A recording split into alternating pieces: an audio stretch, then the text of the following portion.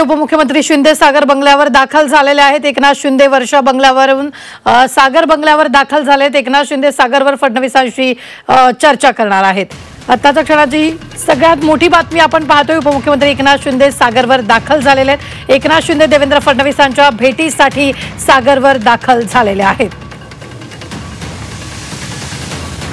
आता दोन्ही नेत्यांमध्ये नेमकी कोणत्या विषयावर चर्चा होते हे पाहणं महत्त्वाचं आहे, कारण 15 तारखेला शपथविधी होणाऱ्याची शक्यता वर्तवली जाते। मात्र या दरम्यानच आता दोन्ही नेत्यांची भेट होते आणि या भेटीत नेमकी कोणती चर्चा होणार हे पाहणं तितकंच महत्त्वाचं आहे।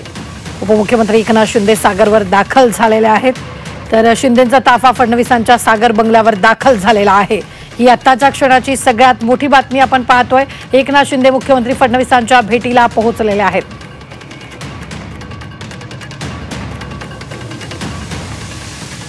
यावेळी 16 तारखेपासून हिवाळी अधिवेशन सुरू होते, त्याआधी 15 तारखेला शपथविधी होण्याची शक्यता आहे। संभाव्य मंत्र्यांना कोणती खाती द्यायची आणि खाते वाटप, मंत्रिमंडळ विस्तार या सगळ्यांवर चर्चा होण्याची शक्यता वर्तवली जाते।